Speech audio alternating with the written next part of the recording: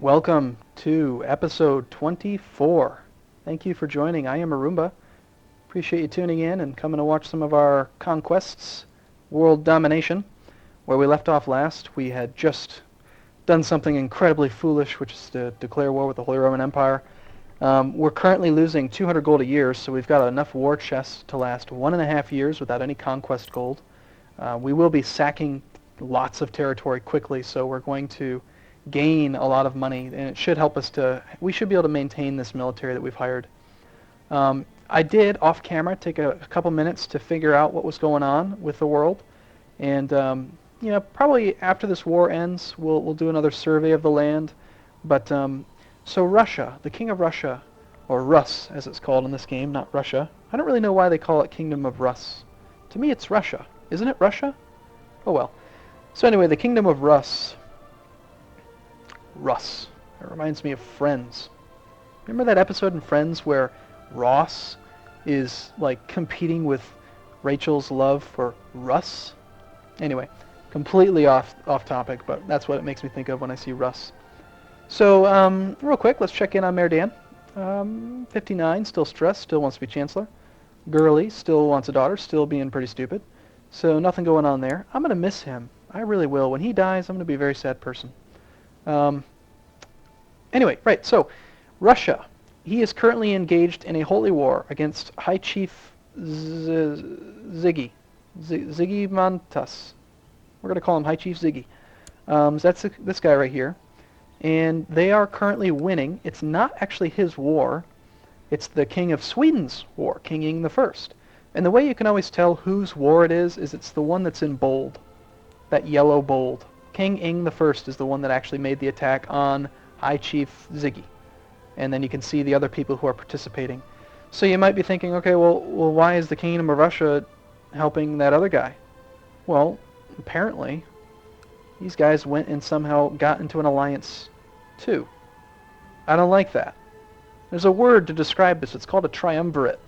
It's a three-person group, balance of power, right? So in this little triumvirate, unfortunately, these two are allied, we two are allied, but we two are not, which means that of these three players, we are in the weakest position, because they're together and we're not. I'm only allied with one of them. I don't like that. So let's figure out why he's allied. And we're going to kill that person after we kill this person. And I could probably get rid of that dead guy. Yeah, he's dead now. We don't need to pay any attention to him anymore. I wish they removed them, actually, when they're dead. And look at her stats, too. How's our heir looking? Fantastic. And we're probably going to, again, right before he's 16, we're going to give him off to a diplomacy person, because we don't want to give him our education trait, which is the learning one. We want to give him a diplomat one if we can. But just in case, I'm going to set him as special interest so he's easier to get to. And so we've got those two. We've got Mayor Dan, who's at the top where he belongs. And what else do we need to do? What were we doing? Murdering. Oh, yes. So after we murder this guy, whoever this guy is, I forgot, let's find out why are you allied. So we go to the E button. We can see here that, yes, okay, so you're war allies, yes, but why are you allies? Sort by rank, and let's look at Sweden. It's Vesevolad's son, Yelisei's father-in-law. So his son is married to the King of Sweden's daughter. Which daughter was it again?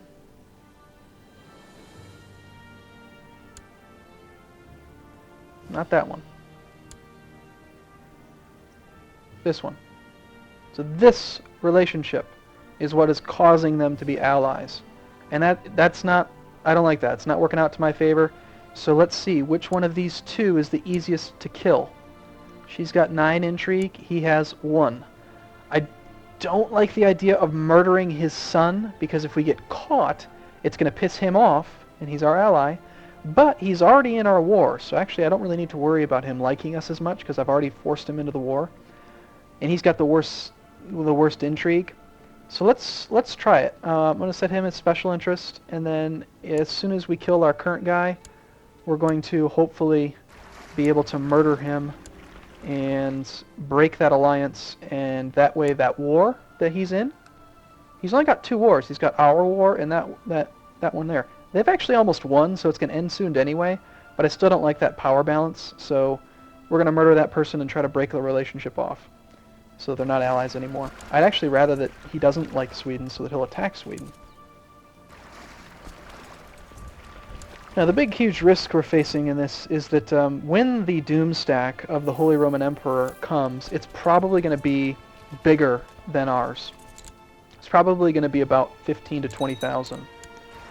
Let's get rid of our boats. They're expensive. So he's sieging our trade posts along the shore. Let's see how big his army is. Currently 18,000. So if he rallied his whole group, we would be screwed. But what I'm going to hope, and this can usually work to your advantage in big games like this, is that the way that war score is calculated is basically this percentage. It's not random. It's based on the it's based on the size of your realm and the percentage of your realm which has been occupied. Okay? And in order for you to win, you usually have to have 80% of the land of your target before they're going to surrender. But what we're going to do is essentially we're going to just use all these mercenaries to very quickly siege through his stuff and boost the war score up very quickly, and we might even be able to get it to 100% war score because of our basically our Blitzkrieg here before he even has a chance to get his army down here. And if we do that, we might even be able to just steal this city from him without actually getting any engagements with his army. Although the purpose of this war is really not the city; it's really more about destabilizing the realm. But and we're not gonna go. Actually, no, we will. We'll go there because he's already done some of the work for us, and we can just siege it very quickly. We're fighting off his rebels. Oops, what was that? Something just happened. Something just happened to her. You didn't get betrothed, did you? No. Okay.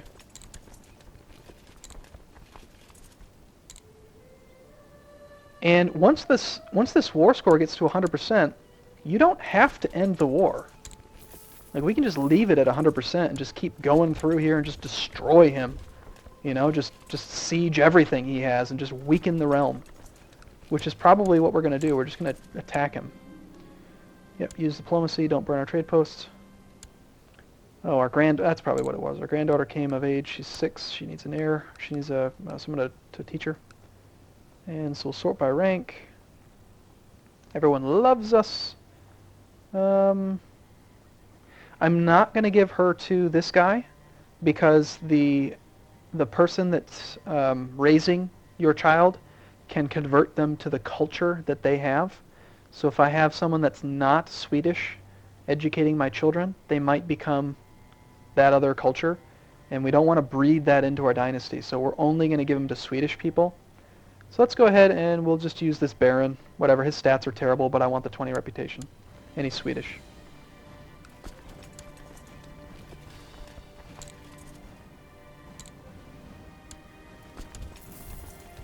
Now, when you're at war, and even when you're not at war, you have limited vision. This is the fog of war that's flying over the area. So we can only see exactly one county away from our army. His army might be right here in Weimar, or Weimar. Excellent. So that's the event from this. And we wouldn't know until we actually get here, which could be very dangerous. But I'm going to risk it. Currently at 55% war score and climbing. Our granddaughter just came of age. Ah, yes. This is good. Let's find who is powerful. Norway. Norway's powerful. Let's see, who hates the Holy Roman Emperor? Norway. Yes. Norway hates the Holy... Here, do you have anyone we can marry? Damn sure kids are too little. Who else? Who hates the Holy Roman Emperor? England's not too happy with him. Denmark. Ooh, Denmark hates him like crazy. Let's see if we can get allied to Denmark somehow. Yes, yes, yes. You have an unmarried person who wants to gain a title. He's 19 and a holy warrior. He's pretty good guy. 22 stats. Let's see if we can arrange a marriage between him and our new granddaughter. We would get no alliance. Why would we get no alliance? Must be because it's not our direct heir. It's 2 generations down. That's disappointing. Okay, well, if we can't do that, then let's just get rid of her. Where'd she go? You. Arranged marriage. Yeah, we're not going to get any alliances because of the generational gap. So we're just not going to marry her.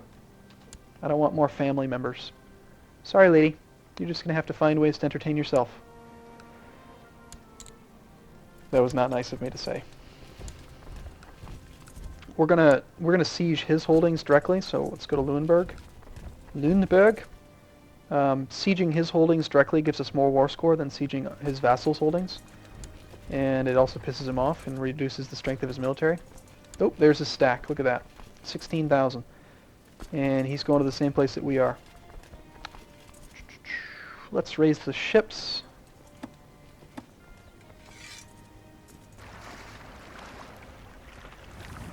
We've got room for 5,100. We might end up leaving some men behind because we cannot afford to raise more.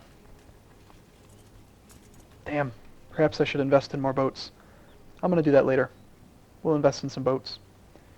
Oh well, they're just mercenaries, right? We can afford to lose them. So we do not want to fight him. We've seen how poorly combat works out even when we outnumber the enemy. So certainly if he's got more men than us, then...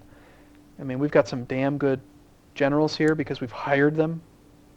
You know, he's a defender, fantastic modifiers.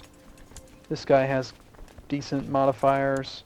This guy is a light foot leader, which is currently useless, but flat train leader is very good.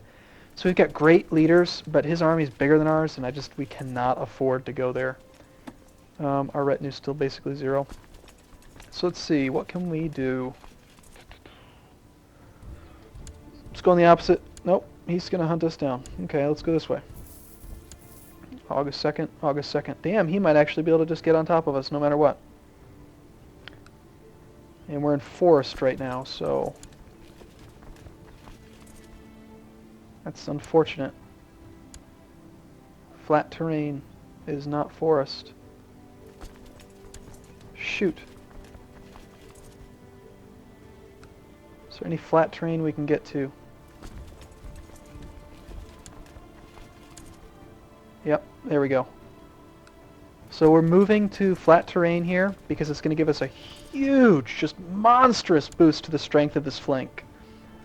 This flank is going to gain 40% increased damage and defense because this guy is he's a plains and farmlands expert. It's just huge. And so let's get there first, and then I'm going to spend just a moment balancing the flank in order to try and do what we can to just see if we can actually win this fight. So in order to modify it, for some reason your troops have to be moving. It's kind of annoying. If they're sieging, then you can't just change the flank. You got to get them moving real quick. And then let's go to reorganize unit and see if we can do anything to improve this. So we've got this guy. Let's see if his modifiers are better. Nope, they're not. He's got slightly less war. Moral defense is 18, and this other guy gives 18. Yeah, it's about the same. Wait a second, what did I just see? He's brave, and he is cruel. Oh, it's defense and damage, that's why. They're about equal. We'll go with the current guy because his score's a little bit higher. Is he better than this guy? Not at all. Nowhere near. And I'd love to explain these modifiers a little bit more, but I'm not going to do this video because I want to get this combat going in this episode so you can see it. but I'll explain kind of my rationale for choosing this in a later video. But okay, I'm happy with him being the leader, and I definitely like this guy. The next determination is, okay, do we want to stack things on this guy's flank because he's got such powerful modifiers? He's got this huge boost. It's so tempting. Yeah, I think I will. So we're going to send over more men to this flank. We're going to very heavily balance it onto this flank and hope that his modifiers are so strong that these guys buy a little bit of time for him to destroy his opposing flank, and then he's going to attack the central flank with this monstrous flatlands bonus, plus the 30% damage bonus, because then he'll be flanking, and hope that he can basically rout his flank and then rout across the middle and then the left flanks. The only thing I'm a little bit worried about is that he probably has some pretty damn fine leaders himself, because he's got such a big realm. He's got so many people to pull from that he probably is going to have a good person too. But let's slow the game down by 1 tick. In fact, we're going to go slow speed, and let's see what happens. This could end up going very poorly for us, but it was worth it, I think, the risk. I feel like the Jaws theme should be playing in the background. Bam! There's the combat. Okay, let's check out their rulers. A mayor with moral defense from Brave and Patient. So 30% increased defense, 14% increased morale defense. They've got a very shitty looking bishop. He's only got 5 martial, but he does have defense plus 25% because he's patient. And then we've got another bishop who's got cavalry leader and organizer. Organizer is actually a bad trait, and I'll explain why in that video that we talk about traits, but it's actually bad because he has a potential to choose the wrong strategy while fighting. He could do this, well, it'll show up later. Okay, so this is what we're banking on. We need this guy to kick this flank's ass and then rout across the top. Let's see what happens. 1 day goes by. Our central flank is losing morale very quickly. We're in the skirmishing phase, so we're not going to get much. Most of this guy's army, you'll see here, it's 3,000 light infantry, 1,570 heavy infantry, and it's a very small amount of archers. And shit, it looks like we're going to lose our central flank before we even get to the skirmish stage. Damn! I might have put too many over here. Come on, there he goes. He's crushing this side, but even after he wins, it's not going to be enough. Okay, they're into the central. Damn it! Damn! We're losing. It's just too much. It was too much to overcome, and we were trapped. We couldn't flee because of movement speed, and it's just too difficult with the difficulty settings that I have it at. And yeah, let's try to gain Zealous. Good. Damn. Not good. But, do not despair. Keep in mind, why are we at war? Why are we doing this right now? Yes, I want this city. That'd be nice. But the real reason why is because if he's fighting us, who is he not fighting? He is not fighting Poland. He is basically having to put his war with the independence revolt on hold, which is giving these people chances. See here, this county, we can't actually see it because it's out of our fog of war, but notice how it's got that checkered thing now. This is being retaken by this county. They are slowly recovering their territory. We are assisting the independence revolt. So even if we're at 62% positive war score and we control that city, which is giving us a 10% bonus, it's a 1.25% stacking bonus every month now. We have, at any point now, we can offer white peace. We lose 100 prestige, but we can back out of the war. So if things get really scary, I'm just going to bow out. But I'm going to continue to force his attention elsewhere so that he loses his independence war. This is I think, pretty sophisticated strategy to try to coordinate the world the way I want, but no arbitrary, not allowed. And he is not Ah, perfect. I think this is a great topic to end the episode on. My liege, I have managed to sow distrust between Mayor Gottfried of Blitzkrieg and his Duchess, Gundrum. So our Chancellor, remember a while back we sent our Chancellor, our son, over here to Breda, hoping that we could sow distrust between the liege, between this guy's, the Duke and his liege? Well, we got an event, it popped, but it didn't do the right person. Unfortunately, there's more than one person that lives here. That Duke lives here, but also there's these people that live here. So he's accidentally targeted the mayor of this guy, and made him like his liege less, which his liege is this Duchess. So let's let that tick for a couple days, and then we can look at their relations. So his opinion of the Duchess, female ruler, he's furious. Furious is the result of our Chancellor's activity, and her opinion of him is angry because of our Chancellor's activity. Apparently our spy master's gone.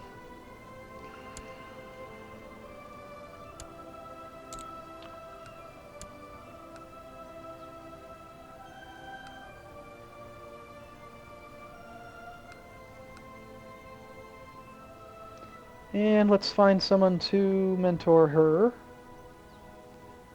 Yeah, I'm okay with this. He's Swedish. As long as he's Swedish, I don't care if he's the enemy. And are you pursuing us? Yeah, he is. Okay, so can we get away? 18th. No, unfortunately, because of that darn that flank leader that had the organizer trait, he is actually faster than we are, despite us having a smaller army. And so he's going to catch us no matter where we go. So we have two choices. We could allow them to get on top of us and then immediately flee and only suffer about 3 to 5 days of damage and try to break for the water. Or we could just release the troops and lose almost all of them and actually lose the mercenaries. I'm going to do the water thing. It's only one county away. So he's going to get on top of us on the 11th. King Yeshusha has inherited the Kingdom of Russia and other titles. No! How did you die? He died in battle against that chief. Damn it! That war is supposed to be over. So now, because he died, he's not at war with us anymore. He's not at war with the Holy Roman Emperor anymore because our alliance person died. Kind of like we wanted to kill this person, the kid. We wanted to kill him, actually. So they're still allied, which I don't like. We're going to have to address this in the next episode. But that's not good. Oh well. We should still be able to, I think, make this work out the way that we want. In fact, there looks to be... Nope, there's no extra wars, but yeah. The Duke of Tuscany is somehow winning against the Holy Roman Emperor, which is down here. The Duke of Tuscany is attacking the Holy Roman Empire in the... Actually, he's defending against somebody. Yeah, we'll have to look at it next episode. Sorry for being so scatterbrained this episode, but I think there's a lot of really neat stuff going on, and I'm having fun, so I hope you're enjoying this. This isn't probably something you see on every Let's Play, so hopefully you've watched the videos and you've actually gotten far enough in to see this. If you have, thank you so much for watching, and I look forward to seeing you on the next episode. Thank you.